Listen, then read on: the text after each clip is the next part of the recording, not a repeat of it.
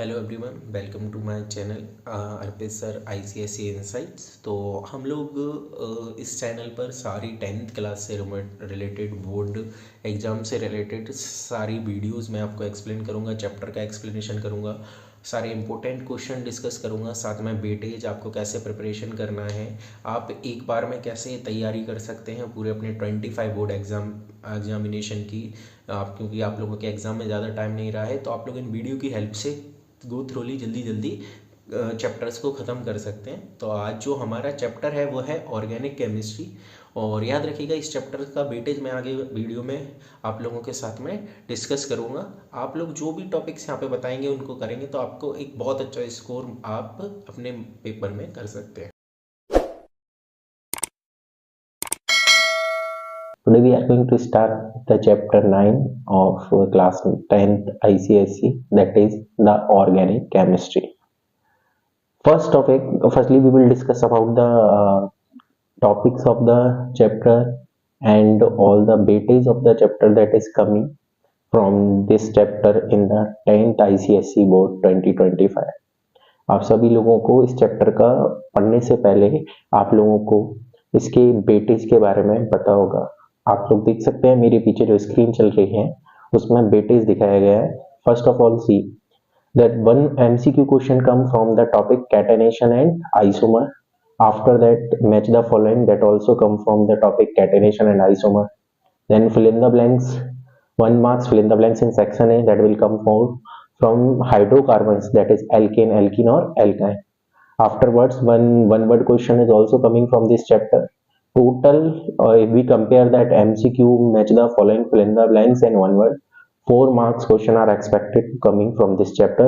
Then you all aware of this that the last question of section A, that is IUPAC nomenclature, that is of 5 marks are coming from this chapter.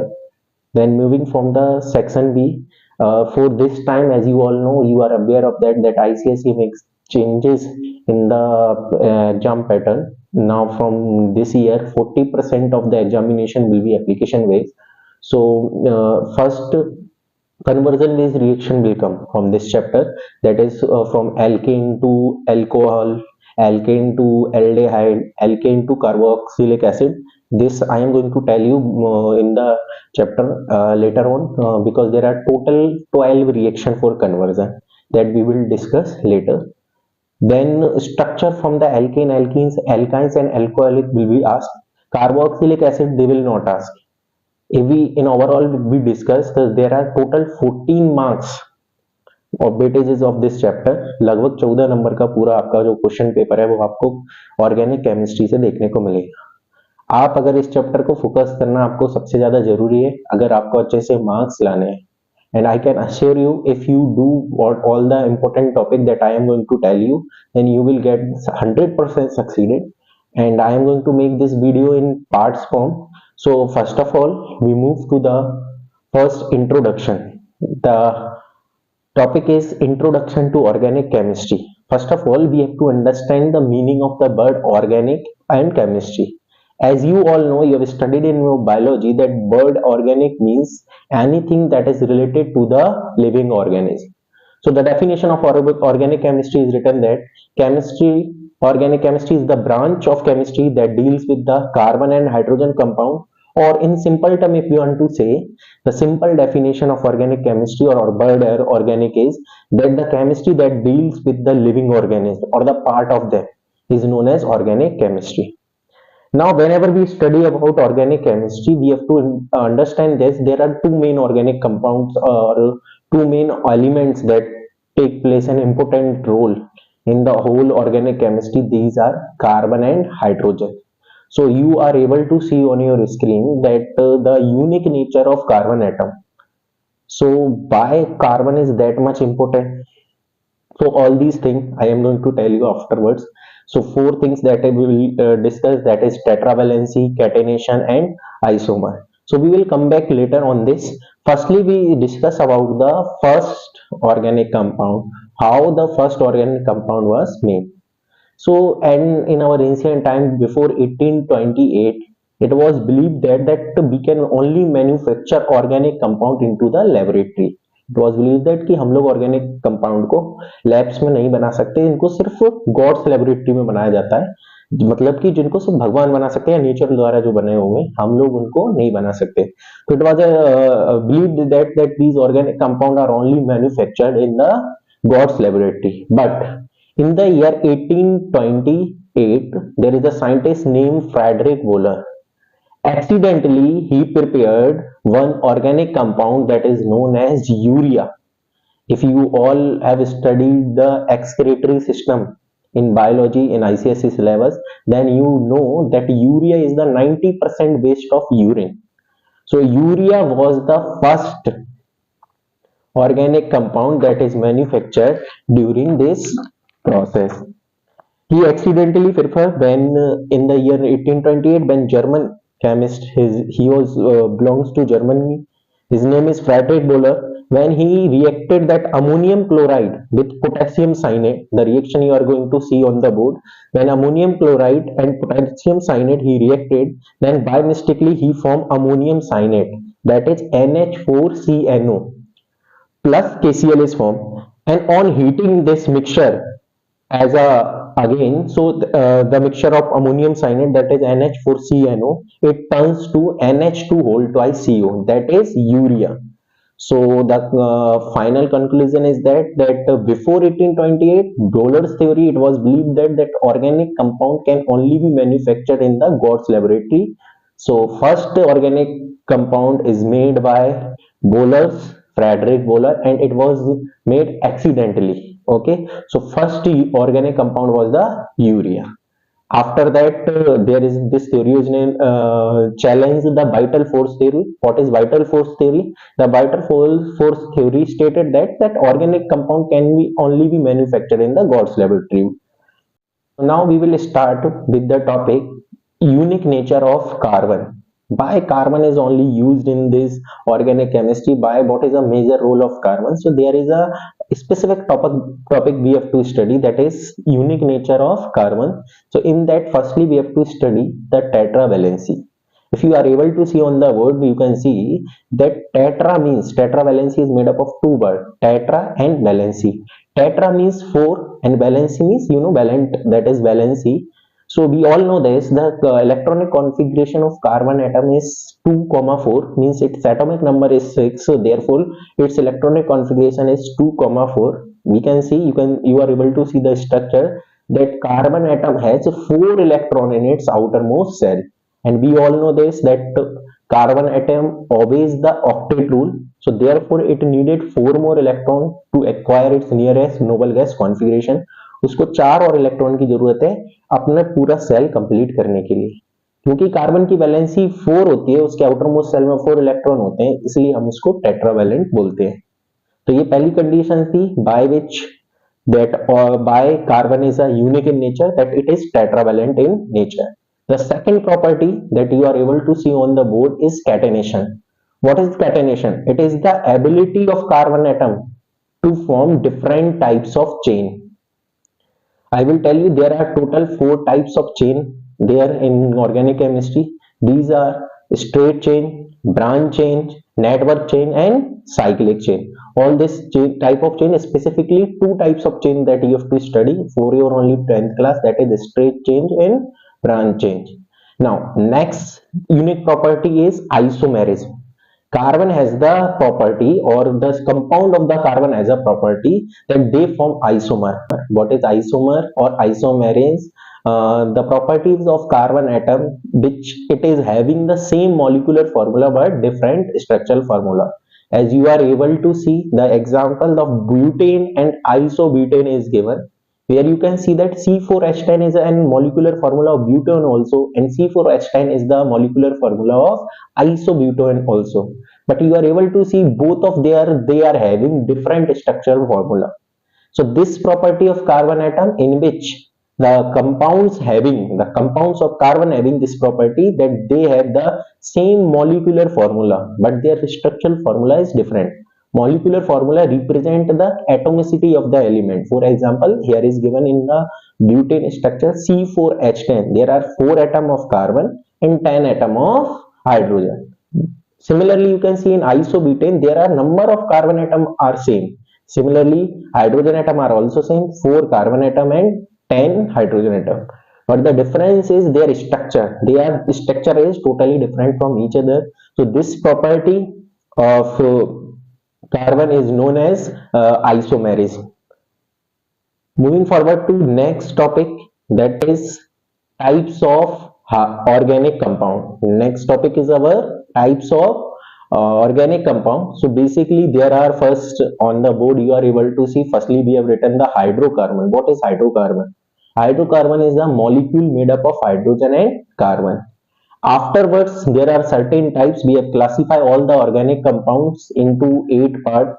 These are denoted as hydrocarbons, alcohol, ether, carboxylic acid, aldehyde, ketone, amine, and halide. Firstly, we have to focus on the hydrocarbons.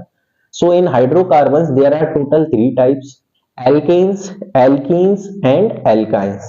Now, we have classified the hydrocarbon into 2 types: saturated hydrocarbon and unsaturated hydrocarbon. Saturated hydrocarbon are the hydrocarbon that involve only single bond, that is alkanes, and unsaturated hydrocarbon are the hydrocarbon that involves either a double bond or a triple bond, so that is alkenes or alkynes. So you are able to see in the notes that it is written clearly that alkenes are saturated hydrocarbon. अगर आपसे पूछे क्यों होते हैं alkanes saturated hydrocarbon, तो answer है because they form single bond with itself, and whereas alkenes and alkynes are unsaturated hydrocarbon because they form double bond or triple bond. Alkenes form double bond, whereas alkynes form triple bonds with a carbon atom. Afterwards, there are some functional group also in organic compound. These are alcohol, aldehyde, ketone, carboxylic acid, amines, or halide. Now, on the next page, you are able to see there is one table in which the types of hydrocarbon is written and identify the presence. Their presence, we can identify them with the help of the presence of the bond or the primary suffix, and their example is given. If you are asking the important topics according to the 10th class, so you have to study only hydrocarbons, alcohol and carboxylic acid. Basically ज्यादातर question आपको hydrocarbon से ही आएंगे, alcohol से और कम level में और सबसे कम carboxylic acid से. So hydrocarbon are total 3 types: alkane, alkene और alkyne. In alkane there is a single bond between carbon atom. In alkene there is the involvement of double bond in a carbon atom, and in alkyne there is the involvement of triple bond in carbon atom. तो simple आपके याद रखना है, जब भी carbon carbon के बीच में सिंगल बॉन्ड होगा वो सैचुरेटेड हाइड्रोकार्बन बनाएगा, जिसको हम लोग बोलेंगे एल्कीन फैमिली का. अगर कार्बन कार्बन के बीच में डबल बॉन्ड बनेगा तो हम लोग उसे बोलेंगे अनसैचुरेटेड हाइड्रोकार्बन, और वो होगा एल्कीन फैमिली का, एल्कीन, ENE. एंड अगर कार्बन एटम के साथ में ट्रिपल बॉन्ड बनाएगा तो वो होगा एल्काइन फैमिली का, दैट इज बाय-एनी, जिसमें ट्रिपल बॉन्ड बनेगा. तो हमको याद करने का शॉर्ट तरीका है, ANE means single bond, ENE means double bond, bye-any means triple bond. Examples आपको दिखाई दे रहे होंगे, इथेन का CH2 single bond CH2, ethene का CH2 double bond CH2, ethyne का CH ट्रिपल बॉन्ड CH. अगर मॉलिक्यूलर फॉर्मूला से बोले तो C2H2, इथीन का हो जाएगा C2H4 और इथेन का हो जाएगा C2H6. Okay, now moving forward on the topics, that is root bud and primary suffix. सबसे पहले आपको ऑर्गेनिक केमिस्ट्री से पढ़ने से पहले आपको जो लैंग्वेज है केमिस्ट्री की, जिसको हम लोग बोलते हैं IUPAC, इसकी फुल फॉर्म होती है international union of pure and applied chemistry. ये बात है लगभग 17वीं सेंचुरी में. 17वीं सेंचुरी जब ना इलेक्ट्रॉन की डिस्कवरी हुई थी, ना ही प्रोटॉन की डिस्कवरी हुई थी, ना ही न्यूट्रॉन की डिस्कवरी हुई थी. तो 18वीं सेंचुरी की और 19वीं सेंचुरी के आते आते इतने सारे इनोवेशन होने लगे थे, साइंटिस्ट अपनी अपनी थ्योरीज देने लगे थे केमिस्ट्री की. इससे पहले जो केमिस्ट्री था उसका नाम था एल्केमी, उसको केमिस्ट्री के नाम से नहीं बल्कि एल्केमी के नाम से जाना जाता था, और जो लोग इसमें माहिर होते थे उनको एल्केमिस्ट बोला जाता था. तो उस टाइम पे जब एल्केमी थी केमिस्ट्री, तो जब आई है, जब एंटोनी लेवोसियर ने हाइड्रोजन और ऑक्सीजन की डिस्कवरी की थी एज अ वाटर मॉलिक्यूल के फॉर्म में, जब उन्होंने बताया था, तो उस टाइम पे 18-19 सेंचुरी में इतनी सारी डिस्कवरीज हो रही थी, कोई साइंटिस्ट जर्मनी का होता था, कोई रसिया का होता था, वो अपनी डिस्कवरी अपनी लैंग्वेज में करते थे, जिससे बाकी लोगों को वो समझने में काफी ज्यादा प्रॉब्लम आती थी। तो ये काफी जरूरी था कि कोई एक ऐसी लैंग्वेज बनाया जाए वर्ल्ड की जिससे सब लोग आसानी से उसको समझ सके। तो ऐसी एक केमिस्ट्री की लैंग्वेज बनाई गई जिसको हम लोग बोलते हैं IUPAC। इसकी फुल फॉर्म होती है international union of pure and applied chemistry. तो इसके अकॉर्डिंग हमको कुछ टर्म्स हैं, कुछ इसकी ग्रामर है, अपन सिंपली बोला जाएंगे IUPAC मतलब केमिस्ट्री की ग्रामर, जिसके अकॉर्डिंग हमको इसकी काउंटिंग भी याद करनी पड़ेगी और इनके प्राइमरी सफिक्स और सेकेंडरी सफिक्स हमको याद करने पड़ेंगे। आपको स्क्रीन पे दिखाई दे रही होगी टेबल, जिसमें लिखा हुआ है table of root words for different length of carbon chain. Simply term में बोला जाए तो ये केमिस्ट्री की भाषा की काउंटिंग है। केमिस्ट्री में वन को बोलते हैं मैथ, सेकंड को बोलते हैं एथ, थ्री को बोलते हैं प्रॉप, फोर को बोलते हैं ब्यूट, फाइव को बोलते हैं पेंट, सिक्स को बोलते हैं हैग्स, सेवेंथ को बोलते हैं हेप्ट, एट को बोलते हैं ऑक्ट, नाइन को बोलते हैं नॉन और 10 को बोलते हैं डेक। तो सिंपली अगर बोला जाए तो केमिस्ट्री की जो काउंटिंग है वो होंगी meth, eth, prop, but, pent, hex, hept, oct, non and dec. इसके बाद में आपको नीचे एक और टेबल दिखाई दे रही होगी जिसमें लिखा हुआ है table of primary suffix to indicate saturated and unsaturated parent chain. Simply इसमें हम लोग बॉन्ड की आइडेंटिफिकेशन को देखकर हम उसका नेचर बता सकें कि वो सैचुरेटेड है या अनसैचुरेटेड है, और उसका जो प्राइमरी सफिक्स है वो हमको याद रखना है। जैसा मैंने आपको पहले बताया कि दो कार्बन एटम जिनके बीच में सिर्फ सिंगल बॉन्डिंग होगी उनको बोलते हैं हम एल्केन। जिनके कार्बन एटम के बीच में डबल बॉन्डिंग होगी we call them alkene, and the carbon atom which are having triple bonding with itself is known as alkyne. तो हाइड्रोकार्बन्स के जो टाइप्स हैं उसमें हम लोगों ने देखा there are two types, saturated and unsaturated. Saturated hydrocarbon are the hydrocarbon which involve single bond between carbon atom, and unsaturated hydrocarbon are the hydrocarbon which involve double bond or triple bond between the carbon atom. Now from the table you are able to see अगर single bond होगा तो हमको जो primary suffix use करना है वो ये use करना है हमें ANE का, याद रखना है। एल्केन है तो एल्केन के पीछे का वर्ड याद रखिए ANE।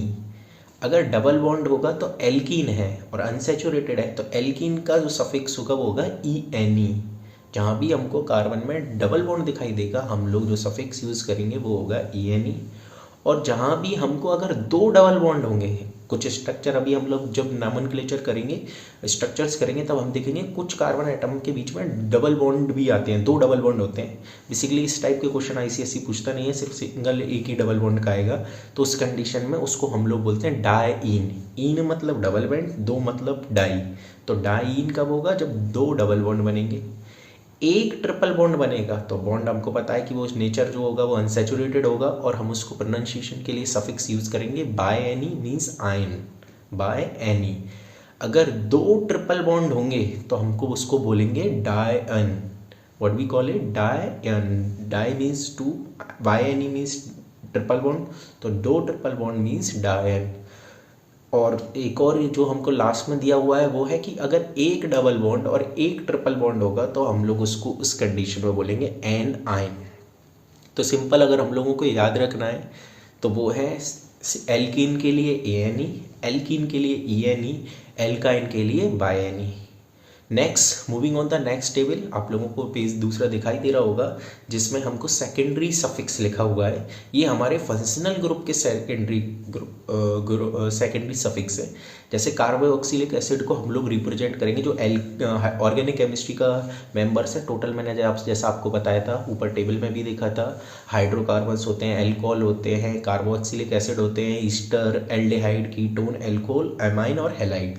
तो इनकी रिप्रेजेंटेशन और इनके सेकेंडरी सफिक्स हमको दिए हुए हैं। कार्बोक्सिलिक एसिड को हम लोग आइडेंटिफाई करते हैं COOH जहाँ भी होगा, means it is identify by the presence of COOH। इसके लिए हमको सफिक्स यूज करना है वो ओइक एसिड करना है, OIC मीन्स ओइक एसिड।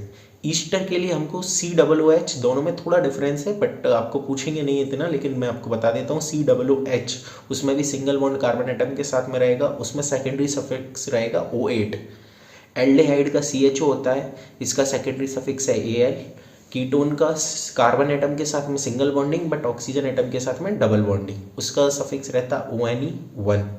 और एल्कोहल का होता है जो रिप्रेजेंटेशन की जाती है वो की जाती है OH से, और इसका सेकेंडरी सफिक्स होता है OLL। और लास्ट अमाइन का NH2 से, जिसको हम अमाइन बोलते हैं। एक और हमको यहाँ पे ऑर्गेनिक कंपाउंड जो हैलाइड नहीं दिया है, हैलाइड बना हुआ है वर्ड हेलोजन से। आप लोगों को पता होगा पीरियोडिक टेबल फर्स्ट चैप्टर हमारा 10th क्लास का, जिसमें 17 ग्रुप को हम लोग हेलोजन्स बोलते हैं। तो ब्रोमीन, क्लोरीन और आयोडीन जब भी आपको किसी भी ऑर्गेनिक स्ट्रक्चर में दिखाई देंगे तो हम उनको बोलते हैं कि वो हैलाइड ग्रुप का है। तो उनके लिए उन्हीं के सफिक्स, ऐसे ब्रोमीन होगा तो ब्रोमो, आयोडीन होगा तो आयोडो, और क्लोरीन होगा तो क्लोरो का हम लोग यूज़ करते हैं। मूविंग फॉरवर्ड, हमारा अब नेक्स्ट टॉपिक है टाइप्स ऑफ हाइड्रोकार्बन्स। अब इसमें हम लोग डिटेल्स में जानेंगे। तो हाइड्रोकार्बन्स को सिंपली हम लोगों ने दो पार्ट्स में डिवाइड किया गया है, सैचुरेटेड और अनसैचुरेटेड। सिंपल भाषा में बोलें तो saturated hydrocarbon are hydrocarbon which only have a single covalent bond. जिन भी बीच के बीच में सिंगल कोवेलेंट बॉन्ड बनेगा उनको हम लोग सैचुरेटेड हाइड्रोकार्बन बोलेंगे। इनके अंदर सिर्फ एल्केन्स आते हैं। एंड हाँ, एक स्पेसिफिक चीज़ आपको जो याद रखनी है वो है जनरल फार्मूला, जो आपको नीचे दिखाई देगा। आप लोगों को 1 मार्क्स का फिल इन द ब्लैंक्स में आपको ये क्वेश्चन जरूर देखने को मिलेगा इस बार, वो है जनरल फार्मूला। चाहे वो एल्केन का पूछें, एल्कीन का पूछें या एल्काइन का पूछें। एल्केन का जनरल फार्मूला होता है CnH2n+2, जहाँ पे n रिप्रेजेंट करता है नंबर ऑफ कार्बन एटम को। अगर हम लोग अनसेचुरेटेड हाइड्रोकार्बन की बात करें तो unsaturated hydrocarbons are the hydrocarbons in which there is a multiple covalent bond. तो हम लोगों ने पढ़ा हुआ है अगर डबल बॉन्ड होगा और ट्रिपल बॉन्ड होगा कार्बन एटम के साथ में तो हम लोग उनको बोलते हैं अनसेचुरेटेड हाइड्रोकार्बन्स। अनसेचुरेटेड हाइड्रोकार्बन्स में बेटा एल्कीन्स आएंगे और एल्काइंस आएंगे। ऐसे हाइड्रोकार्बन्स के अंदर कार्बन एटम कम होते हैं और हाइड्रोजन एटम ज़्यादा होते हैं हाइड्रोकार्बन्स में। और अगर हम लोग बात करें सैचुरेटेड हाइड्रोकार्बन के अंदर तो यहाँ पे कार्बन एटम कम रहेंगे और हाइड्रोजन एटम ज़्यादा रहते हैं।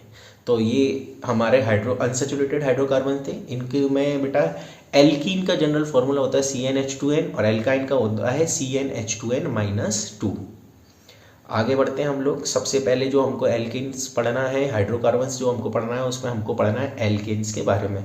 तो what are alkanes? An alkane is a chemical compound made up of carbon and hydrogen atom and their bonding between carbon and hydrogen atom are held by a single bond. Alkene वो हाइड्रोकार्बन्स होते हैं जिनमें carbon और hydrogen atom के बीच में या कार्बन और कार्बन के बीच में हमेशा क्या बनेगा? Single bond. एक बात और याद रखना है हमको कि कार्बन कार्बन के साथ ही सिंगल बॉन्ड बनाएगा, कार्बन कार्बन के साथ ही डबल बॉन्ड बनाएगा और कार्बन कार्बन के साथ ही ट्रिपल बॉन्ड बनाएगा। कार्बन हाइड्रोजन के साथ में डबल बॉन्ड नहीं बना सकता है, ना ही ट्रिपल बॉन्ड बना सकता है। हाँ, वो डबल बॉन्ड ऑक्सीजन के साथ में बना सकता है बट हाइड्रोजन के साथ में नहीं बना सकता। तो एल्केन्स क्या होते हैं? वो हाइड्रोकार्बन्स जिनमें सिर्फ कार्बन कार्बन के बीच में सिंगल बॉन्ड होगा, उसे हम लोग बोलते हैं एल्केन्स। एल्केन्स सैचुरेटेड हाइड्रोकार्बन्स होते हैं, वो हमको पता है क्यों? Because of the presence of one single bond. और इसका जनरल फार्मूला जैसा हम लोगों ने पढ़ रखा है तो जनरल फार्मूला होता है एल्केन का CnH2n+2। नेक्स्ट टॉपिक है हमारा general method of preparation of alkanes. हम एल्केन्स को कैसे बना सकते हैं? तो आपको यहाँ पे 3 टॉपिक दिखाई दे रहे होंगे।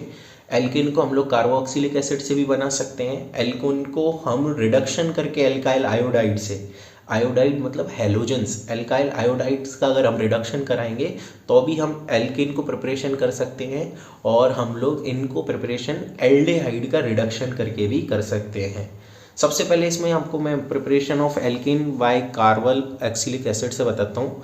अगर हम लोग SCOONA को NOH सोडियम हाइड्रोक्साइड के साथ में रिएक्ट करेंगे in presence of catalyst CaO calcium oxide जो कोइक्लाइम होता है, अगर उसकी प्रेजेंस में हम SCONA को रिएक्ट करते हैं तो बेटा NOH के साथ में कैल्शियम ऑक्साइड की प्रेजेंस में तो H2 + Na2CO3 बनेगा। जो फर्स्ट है वो हमारा प्रोड्यूस नहीं करेगा क्योंकि SCOONA है, लेकिन CH3COONA जो सेकेंड ग्रुप है हमारा sodium salt of carboxylic acid का CH3CONA, अगर हम इसको रिएक्ट करेंगे NaOH के साथ में तो हमको पहली स्टेप में CH4 + Na2CO3 बनेगा। हाँ, यहाँ पे हमको ये याद रखना है कि जो फर्स्ट मेंबर है कार्बोक्सिलिक सॉल्ट का एसिड का जो है SCONA, वो सोडियम हाइड्रोक्साइड के साथ में रिएक्ट करके बेटा एल्केन नहीं बनाएगा। लेकिन जो सेकंड मेंबर है जो है CH3COONA, वो सोडियम हाइड्रोक्साइड के साथ में रिएक्ट करके कैल्शियम ऑक्साइड की प्रेजेंस में CH4 बनाएगा।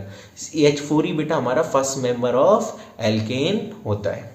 दूसरा जो प्रिपरेशन हमको दिया हुआ है वो है एल्केन की by the reduction of alkyl iodide. आप लोगों को पता होगा व्हाट इज रिडक्शन, वो रिएक्शन जिसमें यहाँ हाइड्रोजन ऐड हो रहा हो और ऑक्सीजन निकल रहा हो उसको हम लोग बोलते हैं रिडक्शन। तो एल्काइल आयोडाइड मीन्स हमारी आयोडीन के साथ में, और एल्काइल को हम लोग रिप्रेजेंट करते हैं CH3, ये होमोलोगस सीरीज के अकॉर्डिंग होता है। तो RH हमको सिंपल फॉर्मूला अगर देखा जाए एल्काइल का रेडिकल का वो RH होता है। तो हमको रिएक्शन है, ये स्ट्रक्चर दिया हुआ है, फिर उसके बाद में इसकी केमिकल रिएक्शन दी हुई है। तो अगर हम RI मतलब कि CH3I C2H4I कुछ भी लिख सकते हैं R की जगह पर, तो RI को अगर हम हाइड्रोजन के साथ में रिड्यूस कराते हैं इन प्रेजेंस ऑफ जिंक और HCl, तो ये बनाएगा बेटा RH that is CH4 plus इस रिएक्शन में हाइड्रोजन आयोडाइड भी निकलती है। तीसरा मेथड जो एल्केन को बनाने का है वो है preparation of alkane bye reduction of aldehyde. अगर हम किसी एल्डिहाइड का रिड्यूस कराते हैं, जैसे एल्डिहाइड हमने यहाँ पे SCHO लिया है, अगर हम इसको एल्डिहाइड के साथ में हम फॉर्मल्डिहाइड को सिंपली SCHO को अगर हाइड्रोजन के साथ रिड्यूस कराते हैं जिंक मरकरी या HCl की प्रेजेंस में, तो बेटा हमको RH प्लस H2O मतलब कि CH4 प्लस H2O मिलेगा। अब ये तीन रिएक्शन थी। जो हमारा चौथा मेथड है जिससे हम लोग बेटा एल्केन्स को प्रिपेयर कर सकते हैं वो है preparation of alkanes by reduction of alcohol. तो आप लोगों को सामने रिएक्शन दिखाई दे रहा होगा, मिथाइल एल्कोहल को अगर हम लोग CH3OH को हाइड्रोजन आयोडाइड के साथ में रिएक्ट कराएंगे, किसकी प्रेजेंस में, रेड फॉस्फोरस की प्रेजेंस में, और टेम्परेचर 150 डिग्री सेल्सियस होगा, तो हमको बनेगा CH4 plus I2 plus water molecule release होगा। सिमिलरली यहाँ पे हमने सेकंड जो हमारा है वो इथाइल एल्कोहल के साथ में लिया है। अगर हम C2H5OH के साथ में हाइड्रोजन आयोडाइड के साथ में रिएक्ट कराएंगे वही सेम रेड फॉस्फोरस की प्रेजेंट पर 150 डिग्री सेल्सियस पे, तो हमारा बनेगा C2H6 plus I2 plus H2O। ये तो बेटा हमारी चार मेथड थे जिनसे हम लोग बेटा ये चारों रिएक्शन आपको याद करना पड़ेगा।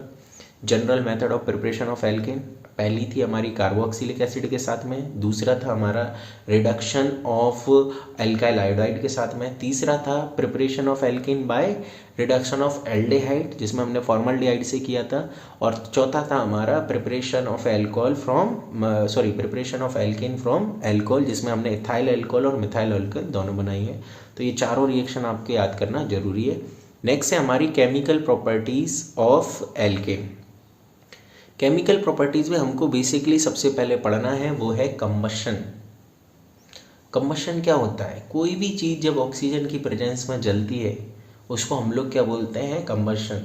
कोई भी चीज़ जो ऑक्सीजन की प्रेजेंस में जले और वो प्रोड्यूस करे हीट और light is known as combustion. तो सिंपल डेफिनेशन यहाँ पे दी हुई है, combustion reaction is a chemical reaction between a substance of oxygen that proceeds with the evolution of heat and light. कोई भी वह रिएक्शन जिसमें हम किसी चीज़ को बर्न करें और ऑक्सीजन की प्रेजेंस में और उसमें से हीट और लाइट एज अ प्रोडक्ट बने उसको हम लोग कंबशन बोलते हैं। तो एल्केन्स बेटा ये कंबशन को सपोर्ट करते हैं जब इनको सफिशिएंट ऑक्सीजन की सप्लाई में बर्न किया जाता है। तो रिएक्शन हमको दी हुई है, तो फर्स्ट मेंबर दिया है हमको एल्केन का दैट इज मीथेन।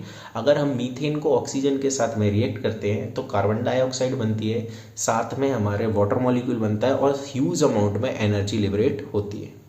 सेकंड जो हमारी केमिकल प्रॉपर्टीज है वो है हेलोजिनेशन।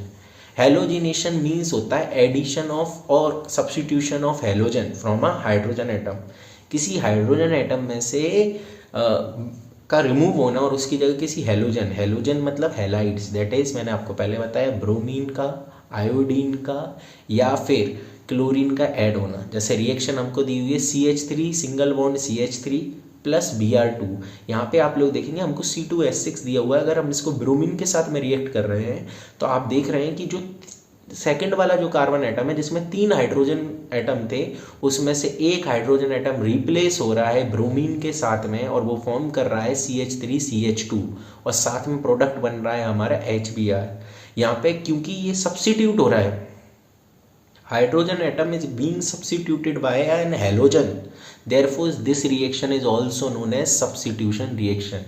इसकी जो जनरल इक्वेशन वो है हमारी RH प्लस X2. यहाँ पे X क्या है? X is an halide, that is BrCl और I. तो RH plus X2 it will form RX plus HX.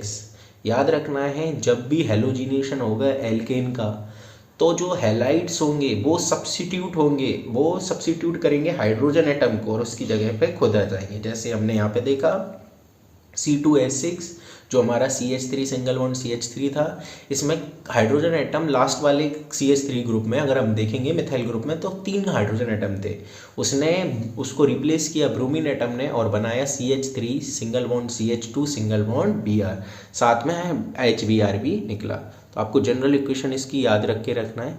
नीचे आप लोगों को नेक्स्ट अगर आप पेज में देख पा रहे होंगे हमने ब्रोमीन का एग्जाम्पल फर्स्ट कंडीशन में दिया है. नेक्स्ट कंडीशन में हमने क्लोरीन का एग्जाम्पल दिया है. आप लोगों को टोटल 5 रिएक्शन दिखाई दे रहे होंगे जिसमें आप सबसे पहले देखो CH4 है. इसको हमने आइसोमर के फॉर्म में स्ट्रक्चरल फॉर्म में आपको एक्सप्लेन करने का कोशिश की है.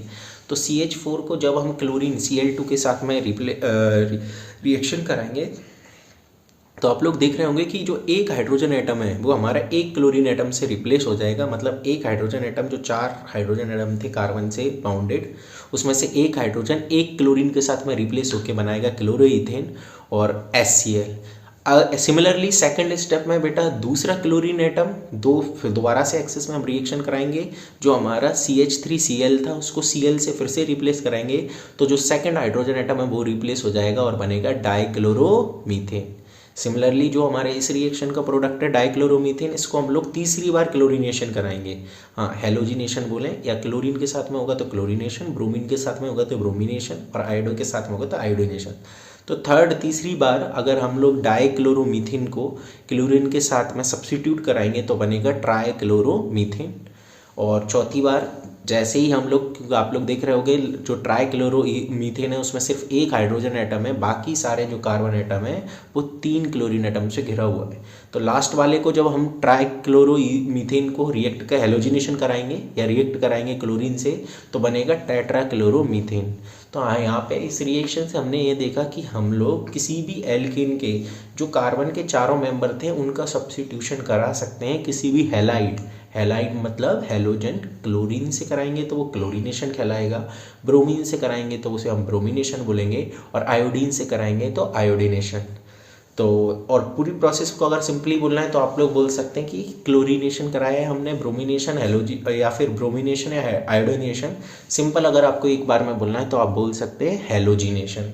तो halogenation is a example of a substitution reaction जिसमें कोई भी हेलोजन हाइड्रोजन के एटम को स्टेप बाय स्टेप रिप्लेस करता है या सब्स्टिट्यूट करता है. क्योंकि यहाँ पे एक हाइड्रोजन एटम की जगह दूसरा हेलोजन एटम आ रहा है, इसलिए इस रिएक्शन को बेटा हम लोग सब्स्टिट्यूशन रिएक्शन भी बोलते हैं. और ये ही नहीं, चारों रिएक्शन को हमने नीचे ओवरऑल रिएक्शन के फॉर्म में लिखा हुआ है CH4 प्लस 4Cl. तो it will form tetrachloromethane plus 4 hydrogen chloride के जो हमारे मॉलिक्यूल्स हैं वो निकल जाएंगे. हमारा नेक्स्ट टॉपिक है वो है फिजिकल प्रॉपर्टीज ऑफ एल्केन्स. अब इसमें हम लोगों ने एक टॉपिक का नहीं बताया, वो है homologous series. Homologous series is the chain of continuous change of carbon and hydrogen atom जिनके बीच में स्पेसिफिक नंबर का कार्बन और हाइड्रोजन एटम के बीच में गैप रहता है. क्योंकि हम लोगों को इस चीज़ को शॉर्ट में ख़त्म करना इंपॉर्टेंट चीज़ ज़्यादा करनी है क्योंकि अभी आपके एग्जाम्स आने वाले हैं, तो इसलिए हम लोग ज़्यादा डिटेल में नहीं जा रहे हैं, जल्दी इसको ख़त्म करते हैं. होमोलोगस सीरीज होती है सिंपली कार्बन और हाइड्रोजन एटम के बीच में स्पेसिफिक गैप होना, specific number of carbon atom और हाइड्रोजन एटम का गैप होना. तो पहले हम फिजिकल प्रॉपर्टीज़ पढ़ते हैं. तो जिसमें सबसे पहला है हमारा फिजिकल स्टेट. अगर हम कार्बन के पूरी होमोलोगस सीरीज की बात करें जिसमें हम लोग कार्बन की जगह 1 एटम रखेंगे, फिर 2, 3 ऐसे कंटिन्यूसली चलता है, methane, ethane, propane, butane, pentane, hexane, ये पूरी होमोलोगस सीरीज है. तो इसके जो 4 मेंबर हैं, फर्स्ट कौन कौन से, मीथेन, ईथेन, प्रोपेन और ब्यूटेन, ये चारों बेटा गैसियस स्टेट में रहेंगे. शुरू के first 4 member of alkane are in always in gaseous state. 5 से लेके जो 16 तक के होंगे वो सारे हमेशा लिक्विड स्टेट में होंगे और 16 के बाद में जितना भी हम आगे जाएंगे वो सारे हमेशा सॉलिड स्टेट में होंगे.